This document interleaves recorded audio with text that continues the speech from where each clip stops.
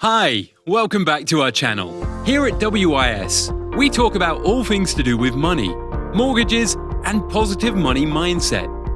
If that interests you, then hit the subscribe button and the thumbs up. It means you won't miss out on any of our videos. In today's video, we'll be discussing how to save money on a low income. We'll be covering everything from budgeting, investing, to paying off debt. Budgeting. There's two main things to consider when budgeting: your income and your outgoings. It's good to use a spreadsheet to do this, so we have left a link to a simple spreadsheet we have created for you.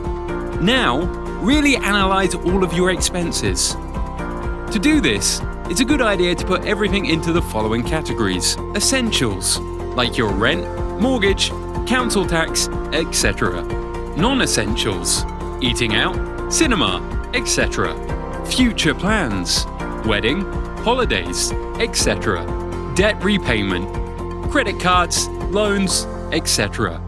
What payments can you cancel? Maybe there's some monthly subscriptions you don't use anymore. Sometimes working out how much you'd like to save first is a good idea. Then work backwards, with the non-essentials you're happy to sacrifice, so that you hit your savings target. A good rule of thumb would be the 80-20 method. This is where you spend 80% of your earnings and try to save 20%. It's also a good idea to remember the 10% rule, which is where you try to repay the minimum payment plus 10%. If you did this for a 25-year mortgage, you'd repay it 3 years earlier. 2. Pay yourself first.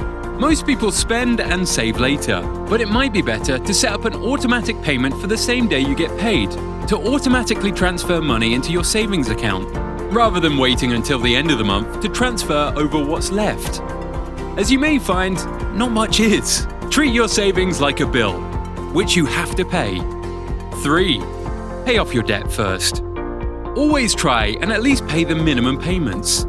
If you can pay off that extra 10% on top, that will really help you bring down the term and pay your debts off faster.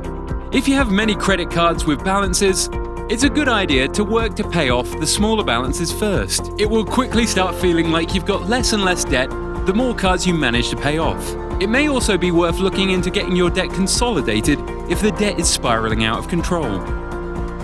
4. Pay things off yearly rather than monthly.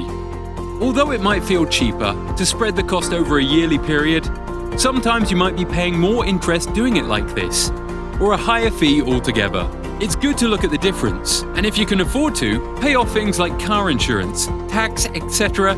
as a lump sum once a year. Monthly payments can add up. 5. Set goals. It's a great idea to set yourself some goals. How much would you like to save? What is your vision? Writing it down can help you stay motivated. Use sticky notes to write down your goal and place those sticky notes around the house so you can be reminded of your goal wherever you go. 6. Emergency fund. It's a good idea to have a little bit saved up as an emergency fund, separate to your regular savings. £1,000 might be a good starting place for an emergency fund, in case your car breaks, etc., so you can have a little bit of money set aside ready, which means you don't need to put it on the credit card, getting more in debt. For financial advice, you can always contact us here at WIS.